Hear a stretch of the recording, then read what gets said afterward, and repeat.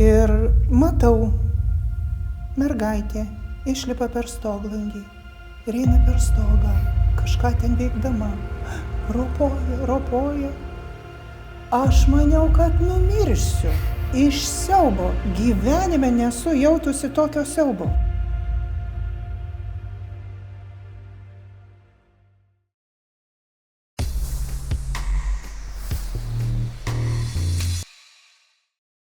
Sveiki visi įsijungę VJG Live.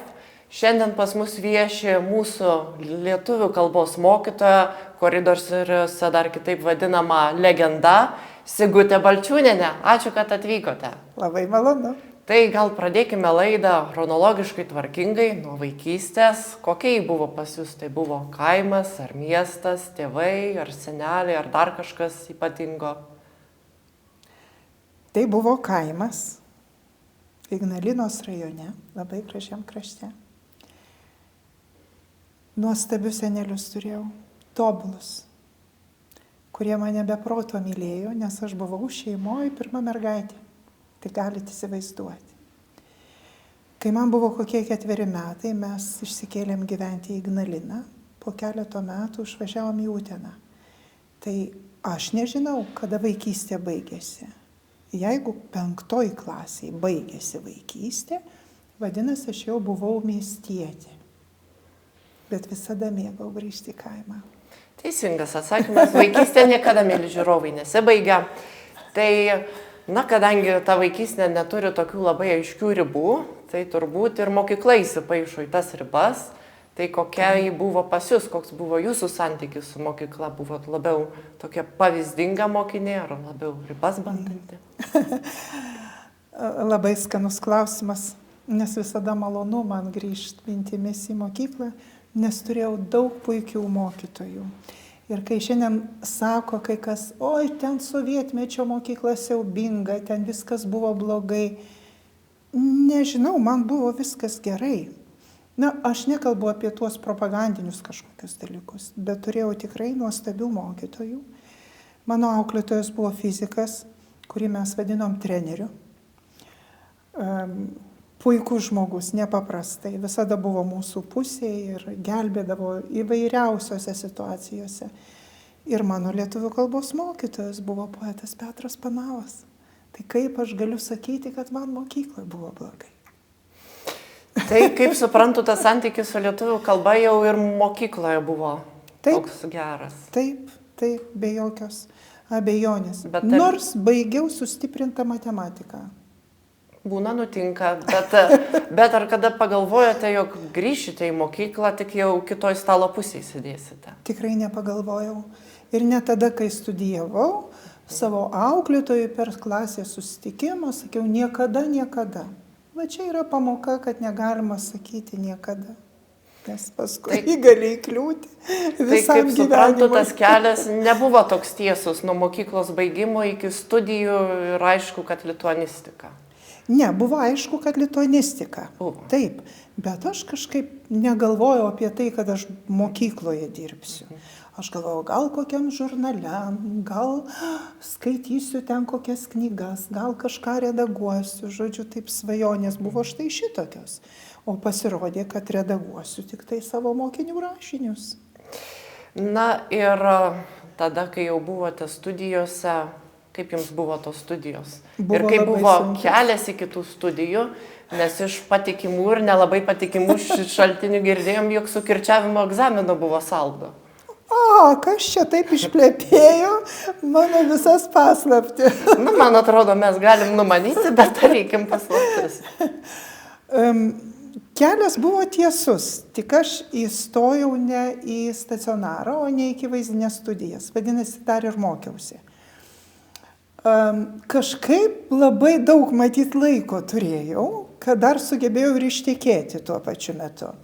Matyt, dar man pritrūko darbų, tai dar ir 2 vaikai atsirado. Ir aš vis dar mokiausi. Tai suprantate, kad tai nebuvo labai lengvas kelias. Bet baigiau, o su tuo kirčiavimu tai įdomiai taip jau buvo. Dėstytoja Laigonaitė, docentė, buvo baisus kirvis universitete. Ir kadangi mes pašnipinėjom iš pradžių, klausėm, kaip ten kitiems sekasi, mano klasės draugas buvo žurnalistas, klausiu, kaip jūs ten išlaikėt. Na, jis man pasakė, kad 2 iš kurso išlaikė žurnalistų. Tai iš mūsų kurso išlaikė 3. Buvo apie 100 žmonių, 3 išlaikė iš pirmo karto. Tai maždaug šitaip ir man buvo, taip ir vaikščiau kiekvieną savaitgalį vis laikyti to egzamino, o ir man vis šaukdavo. Jūs pas mane nesimokius neikit. Aš vėl mokausi visą savaitę ir vėl einu laikyti kirčiavimo. Tai jau kai išmokau, tobulai žinokite. Tai dabar kankinate ir visus mokinius. Stengiuosi. Tai aišku, kas daugiau darbę malonumą teikia. Tai, Baisu. tai kalbant apie tą darbą, tai kaip atėjote iki Vilniaus jėzuitų gimnazijos? Tai buvo toks labai aiškus, tiesus kelias ar su daugybė vingių ir stotelių? Įdomus buvo kelias per gerą žmogų, per mokytoją Danę Lapinskienę. Su mokytoja Dane dirbom vienoj mokykloje, 22 tada viduriniai, arba Mikalojaus Daukšos viduriniai, kaip tada vadinosi. Ji išėjo pirmoji. Ir po kurio laiko tiesiog pakvietė ateiti. Kažkaip man labai gerai buvo toj Daukšiniai. Tai sakiau, kad ne, tai man čia nieko nereikia, tai kodėl aš čia turiu kažkur eiti, jeigu man ir taip gerai.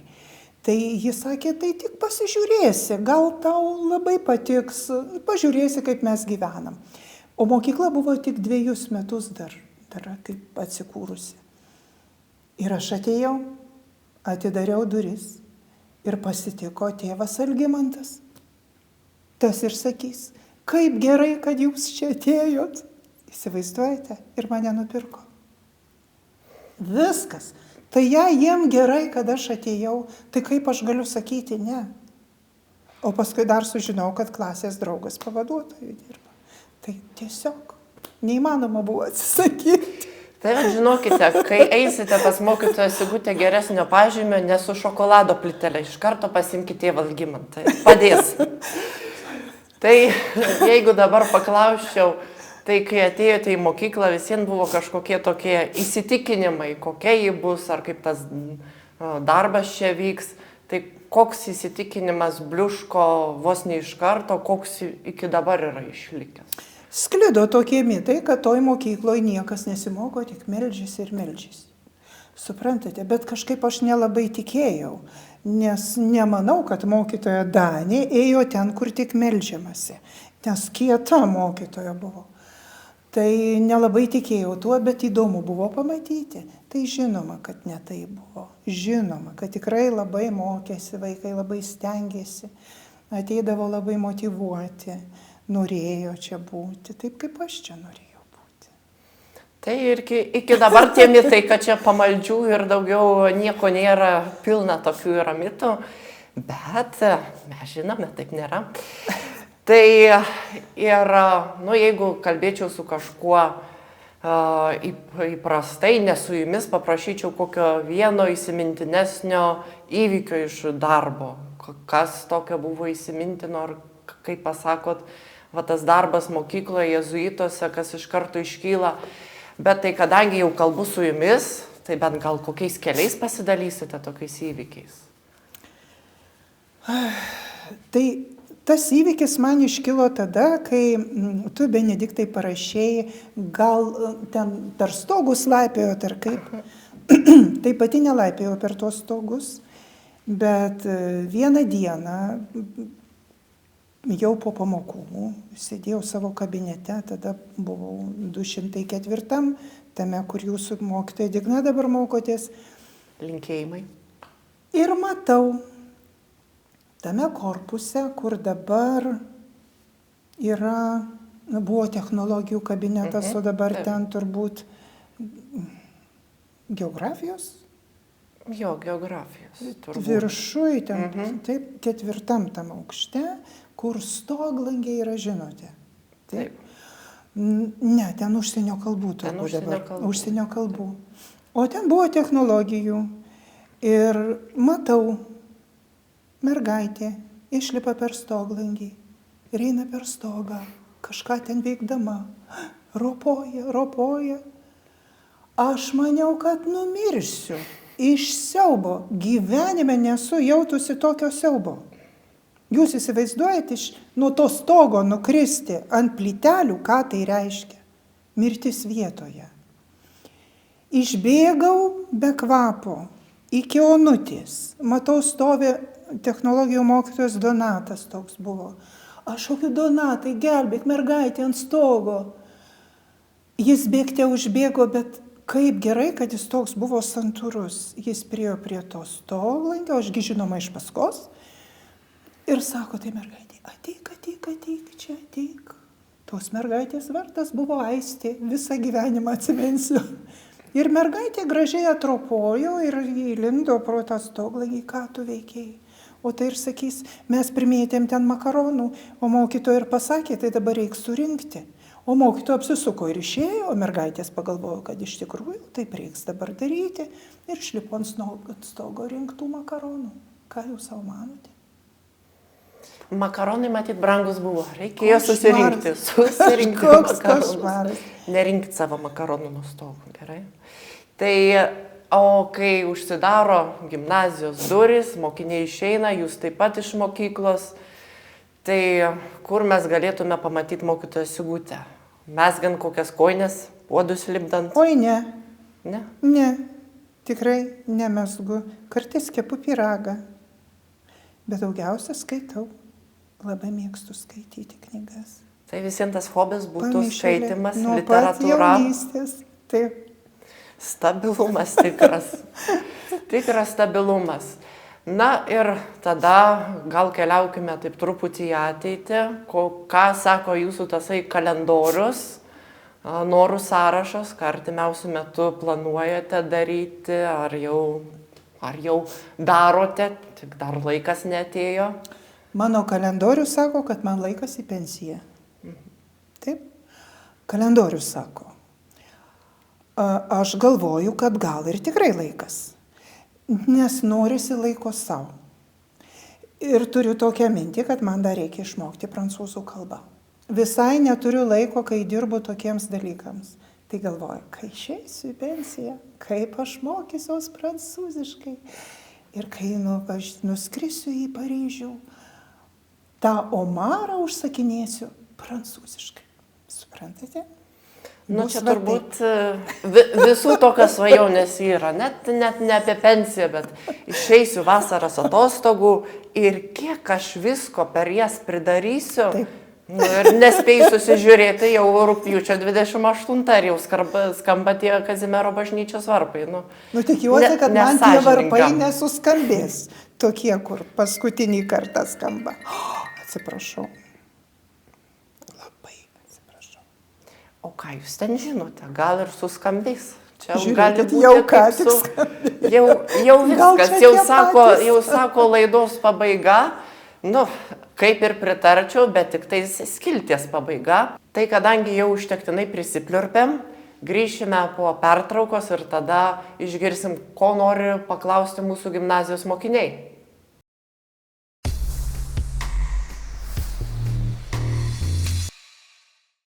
Taigi, sugrįžome po pertraukos su mokinių klausimais ir išgirskime, ko nori paklausti mūsų mokiniai.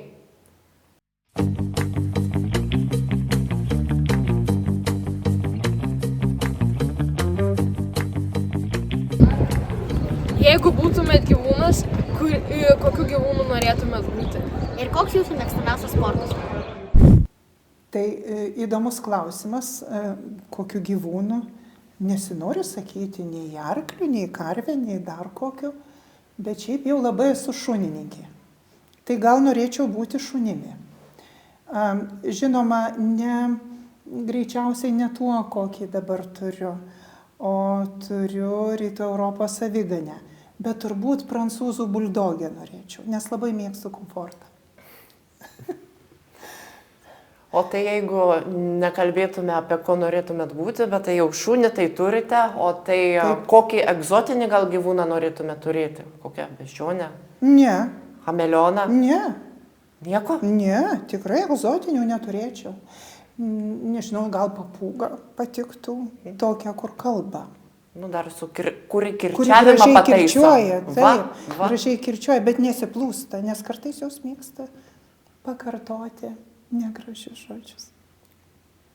Na ir tada kitas klausimas dėl sporto.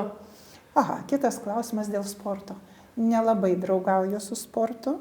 Žinokit, Nes- šachmatai sportas. Tikrai. Va, pavyzdžiui, mano mėgstamiausias O yra bet aš ir šachmatai. šachmatais Tai va čia mano nežaidžiu. atsakymas būtų visada. Nežaidžiu, stalo žaidimai patinka. A čia irgi sportas? Nu, ne? šaškės, manau, irgi galima būtų priskirti prie Galima sporto. Kartais būtų. taip susisuka situacijos, kad tikrai koks prakaito lašas. Aha, ištikšta. supratau. O yra toks žaidimas, stalo žaidimas cirkas, kur ten lipi, paskui nukrenti, paskui vėl lipi. Mano nukas labai mėgsta, tai mūdu būdu labai žaidžiam. Bet jeigu taip jau rimčiau trupučiuką, tai aišku, su krepšiniu ir gali. Ir manęs vis mano mokiniai klausia, už ką aš sergu, ypač jeigu vyksta kokios varžybos, tai tuoj už ką mokytojai sergat. Tai net jeigu sirgčiau už Žalgirį, tai nedrįščiau jiem to pasakyti. Tada tikrai sakau, kad už Lietuvos rytą, taip ir yra. Norėčiau, kad jie geriau žaistų, linkėjimai Lietuvos rytui. Va, bet šiaip jau kita komanda, tai žinoma, kad yra Žalgiris, taip, be abejonės. Labai tradiciškai, lietuviškai. Nu, tikimės atsakėm į visus jūsų klausimus, o dabar vėl keliaujame į pertrauką ir po jos grįšim su mūsų nauju žaidimu Užtiškęs rašalas.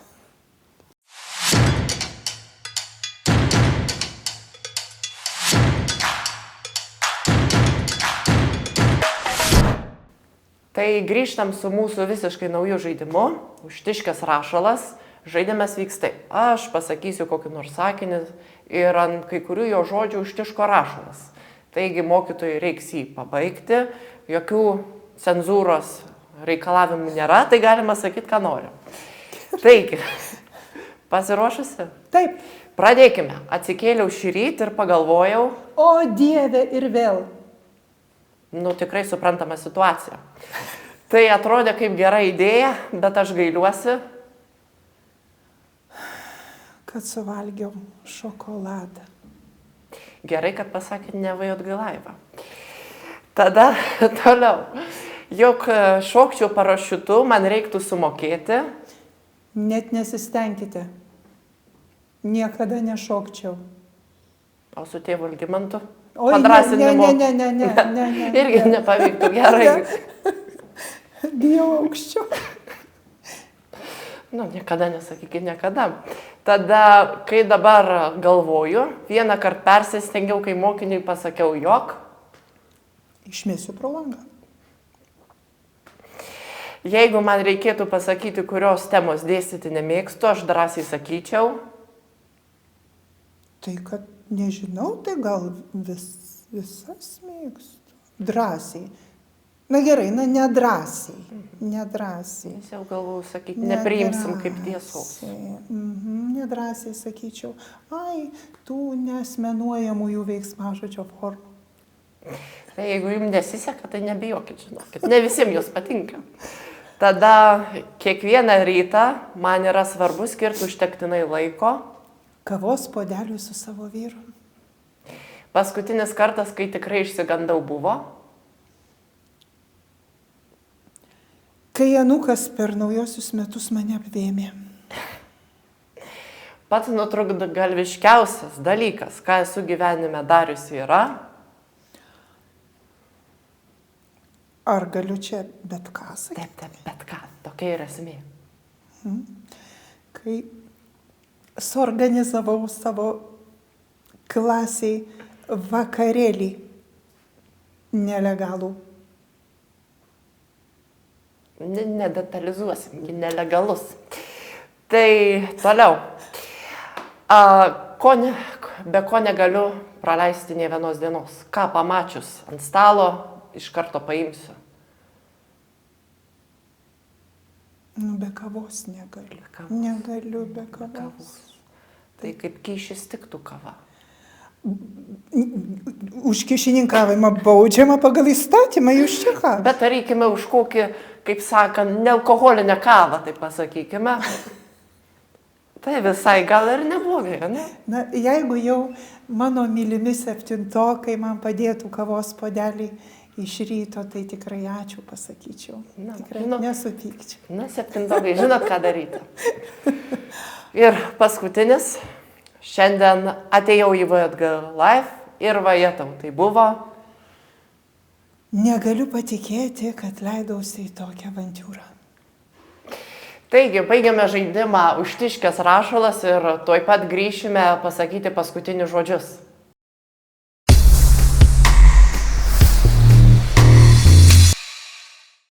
Taigi, grįžtame po pertraukos ir jeigu per šitą mūsų ilgą laiką jūs dar nepakankamai išsipliurpėte ir norėtumėt ką nors dar mums papasakoti, tai pats laikas būtų paimti ir papasakoti. Aš noriu pasakyti, kad esu dėkinga likimui ir Dievui, kad mane atvedė į šitą mokyklą. Laiminga čia buvau 28 metus. Tikrai. Sutikau daugybę gerų žmonių. Turėjau nuostabių mokinių, kurie mane dar kartais sustabdo Pilies gatvėje ir apkabina. Ar gali mokytojas nebūti laimingas, kai turi štai šitie gerų žmonių aplink save? Na, iš tiesų, tai mes esam labai dėkingi jums, mokytoja, kad sutikot, kad atvykote. Esame labai dėkingi jums, žiūrovai, kad žiūrėjote.